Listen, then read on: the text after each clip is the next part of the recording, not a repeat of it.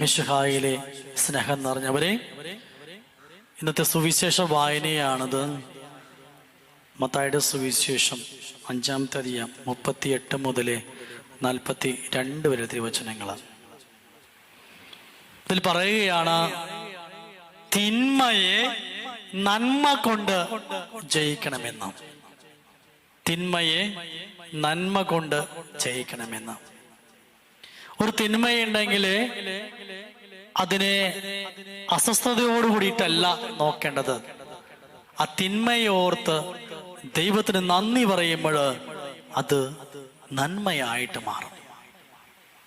നമുക്കൊരു ദ്രോഹം ഒരാൾ ചെയ്യുമ്പോൾ ആ ദ്രോഹത്തെ ഓർത്ത് നമ്മൾ സങ്കടപ്പെടല്ല വേണ്ടത്, മറിച്ച് ആ ദ്രോഹത്തെ ഓർത്ത് കർത്താവിനോട് നന്ദി പറയാ. കർത്താവേ, നിന്റെ പദ്ധതികൾ ഇതിലൂടെ പൂർത്തീകരിക്കുവാൻ എന്നെ ശക്തിപ്പെടുത്തണമേ എന്ന് പ്രാർത്ഥിക്കണം.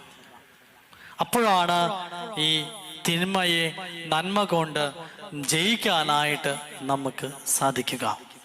നമുക്കറിയാം, നമ്മുടെ പൂർവ്വപിതാവായ ഔസേപ്പ്, പഴയ നിയമത്തിലെ ഔസേപ്പ്, ആ ഔസേപ്പിനെ സഹോദരന്മാരെ കൊല്ലുവാനായിട്ട് ആ പൊട്ടക്കിണറ്റിലേക്ക് തള്ളിയിട്ടു.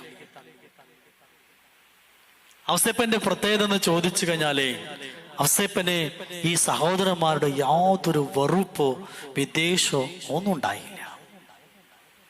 ആ പൊട്ടക്കെട്ടിൽ നിന്ന് കടന്നുകൊണ്ട് അപൂർവ ഔസേപ്പ് ദൈവത്തോട് നന്ദി പറഞ്ഞ് പ്രാർത്ഥിച്ചു. ആ മരണത്തിന്റെ തീച്ചൂളിൽ കിടക്കുമ്പോഴും ഔസേപ്പ് പ്രാർത്ഥിച്ചത്, കർത്താവേ നന്ദി.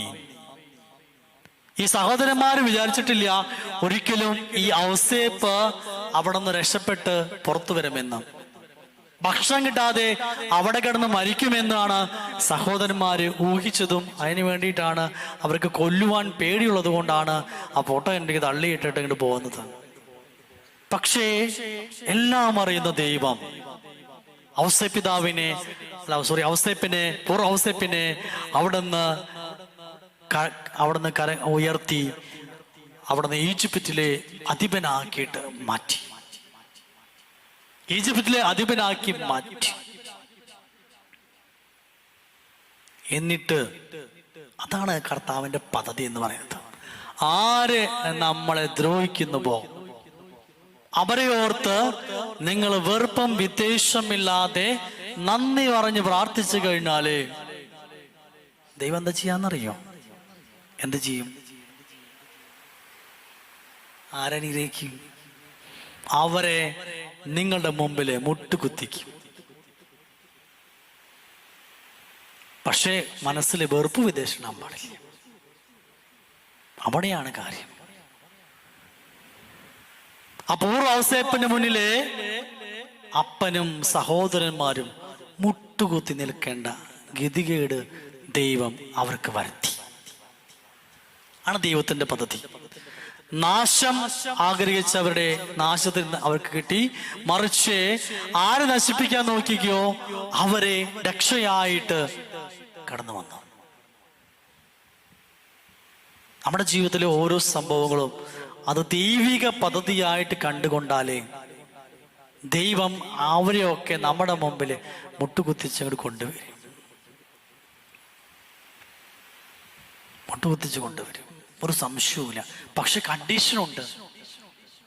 വെറുപ്പില്ലാതെ വിദ്വേഷമില്ലാതെ ദൈവത്തോട് ആമേൻ പറഞ്ഞ് നന്ദി പറഞ്ഞ് ഈ അനുഭവത്തെക്കുറിച്ച്, ഈ സംഭവത്തെക്കുറിച്ച് ഞാൻ നന്ദി പറഞ്ഞ് പ്രാർത്ഥിക്കുന്നു. കർത്താവേ, ഇത് ദൈവത്തിന്റെ പദ്ധതിയാണെന്ന് മനസ്സിലാക്കിയിട്ട് ഔസേപ്പിനെ പോലെ അപ്പോഴാണ് ഈ തിന്മയെ നന്മ കൊണ്ട് ജയിക്കാനായിട്ട് നമുക്ക് സാധിക്കാം. അതിന്റെ അർത്ഥം. നേരെ മറിച്ച് വെറുപ്പും വിദ്വേഷം കൂടി കൂട്ടിയാലേ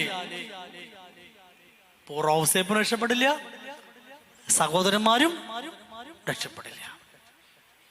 ആ പൂർവ്വ ഔസേപ്പിന് മുമ്പിൽ ദൈവം ഈ സഹോദരന്മാരും പിതാവിനെയും മുട്ടുകുത്തിച്ചു കഴിഞ്ഞിട്ട് അവരിലേക്ക് മാനസാന്തരം കൊടുത്തു. അവർ മാപ്പ് ചോദിച്ച് പ്രാർത്ഥിച്ചു, കാൽ പിടിച്ചിട്ട് ആ ജോസഫിനോട് കാണിച്ച ക്രൂരതയ്ക്കായിട്ട്. ഇതുപോലെയാണ് ദൈവം നമ്മുടെ മുമ്പിലും ഓരോ അനുഭവങ്ങൾ തരുമ്പോൾ അതിലെ ദൈവിക പദ്ധതികൾ നമ്മൾ അന്വേഷിക്കണം. മറിച്ച് മാനുഷിക പദ്ധതി അന്വേഷിച്ചു പോയാലേ വെറുപ്പും വിദേശം വരും. അതും മാനുഷിക. ദൈവിക പദ്ധതി അന്വേഷിച്ച്, അതുകൊണ്ട് കർത്താവ് ഇവിടെ വളരെ വ്യക്തമായിട്ട് പറയാണ്, ദുഷ്ടനെ എതിർക്കരുത്. ഇവിടെ ശാസ്ത്രി നമുക്ക് തരുന്ന കൽപ്പനയാണ്, ദുഷ്ടനെ നിങ്ങൾ എതിർക്കരുത്. എതിർത്ത് കഴിഞ്ഞാലേ അതിന്റെ ബുദ്ധിമുട്ട് നമുക്കുണ്ടാവും. പകരം വലത് കാരണത്തടിക്കുന്നവനെ മറ്റേ കാരണം കൂടി കാണിച്ചു കൊടുക്കുക. നിന്നോട് ബഹുകരിച്ച് നിന്റെ ഉടുപ്പ് കരസ്ഥമാക്കനോട് മേലങ്കി കൂടി കൊടുക്കുക. 1 മൈൽ ദൂരം പോകുവാൻ നിർബന്ധിക്കുന്ന കൂടെ 2 മൈൽ ദൂരം പോകുക. ചോദിക്കുന്നവന് കൊടുക്കുക, വായ്പ വാങ്ങിക്കുന്നതിൽ നിന്ന് ഒഴിഞ്ഞു മാറരുത്.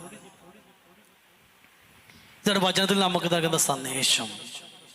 അതുപോലെ ജീവിക്കാനായിട്ട് നമുക്ക് ഈ നോമ്പുകാലം ഒരു സുവർണ അവസരമാണ്.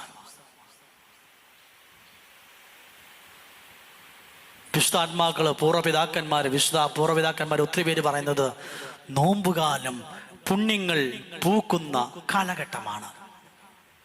നോമ്പ് കാലഘട്ടം പുണ്യങ്ങള് പൂക്കുന്ന കാലഘട്ടമാണ്. കൃപകള് തളിർക്കുന്ന കാലഘട്ടമാണ്. അഭിഷേകം, പുതിയ അഭിഷേകങ്ങള്, പുതിയ കൃപകള് ഈ ലോകത്തിനായിട്ട് ദാനം ചെയ്യാനുള്ള കാലഘട്ടമാണ് നോമ്പ് കാലഘട്ടം. അതൊരു പിന്തിരിഞ്ഞ നോട്ടമാണ്. പിന്തിരിഞ്ഞ് നോടി കൂടുതൽ തീക്ഷ്ണമായിട്ട് വിശ്വാസത്തിന്റെ ആഴത്തിലേക്ക് വളരുവാനുള്ള ഒരു ആഹ്വാനമാണ് ഈ നോമ്പുകാലം. ആ നോമ്പുകാലം അഭിഷേകമാക്കുവാൻ, അനുഭവദായകമാക്കുവാൻ നമുക്ക് പ്രത്യേകമായിട്ട് പരിശ്രമിക്കാം. അതിന് ദൈവം നിങ്ങളെ സമൃദ്ധമായിട്ടും ആസ്വദിച്ച് അനുഗ്രഹിക്കട്ടെ.